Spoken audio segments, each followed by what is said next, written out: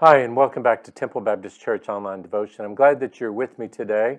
We're into January. Now it's 2022, and we're going to switch gears just a little bit as we've been looking at over the past several sessions in December. We've been looking at the story of Jesus, and it helps us to know the story of Jesus so that we can be better witnesses for him. And specifically, we've looked into the Gospel according to Luke at the birth of Jesus. We saw how the angel told the shepherds about the birth of Jesus. We saw how the angel had told Mary about the birth of Jesus. We saw as well, going back to Matthew, and how the Lord had spoken to Matthew to let him know and help him to understand what was going on. John, however, takes a little bit of a different view toward Jesus and toward the beginning of Jesus' story. Luke starts with the birth of Jesus, but John goes back even further. John goes to that time that existed not just in Joseph and Mary's life before she conceived with the baby Jesus, but he goes all the way back to the beginning. And just as John has read many times before, probably, the creation story, well, he places Jesus right in the middle of that creation story. And the verse that we're going to be looking at today and for these next 3 or 4 sessions is John chapter 1 and verse 1. John chapter 1 and verse 1. And I hope you have your Bible. I hope you'll take your Bible and open it so that you can look at it with me. So here, John starts out his gospel account. And remember, who was John?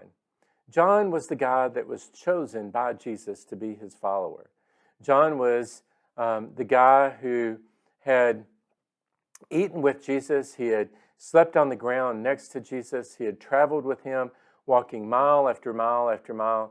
He had witnessed many miracles by Jesus. He had heard many conversations that Jesus had had with other disciples as well as other people outside of their close-knit group. John as well had witnessed other things that some of these disciples had not gotten a chance to see because they were martyred for their faith. John, not so.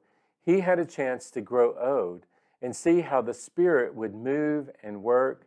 And then as well, we know that John was given the great revelation that appears as the last book of our Bible, the book of Revelation.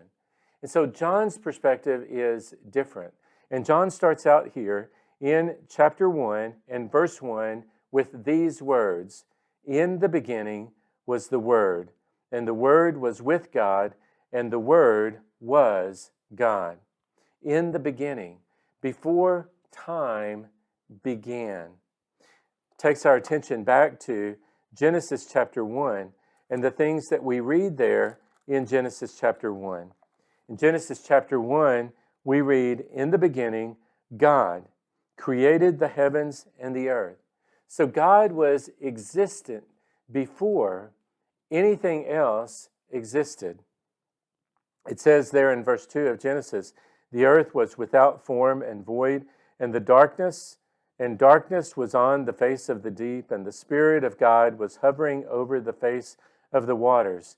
And then God said, 'Let there be light.'" God spoke, and the very thing that God spoke became reality. And that's key for what we're going to see in the next parts of this particular verse.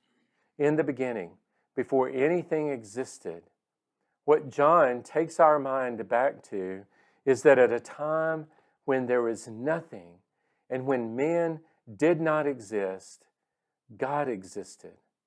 And as God existed, Jesus existed as well. Jesus, John says, is eternal. There are many people today that don't believe in the eternal existence of Jesus Christ. But John certainly did. The other apostles certainly did. What we have all throughout the New Testament, and it's supported within the Old Testament, was that Jesus existed before anything else. I'm glad that you are with me today. We encourage you to join us at Temple Baptist Church on Sunday at 8 a.m.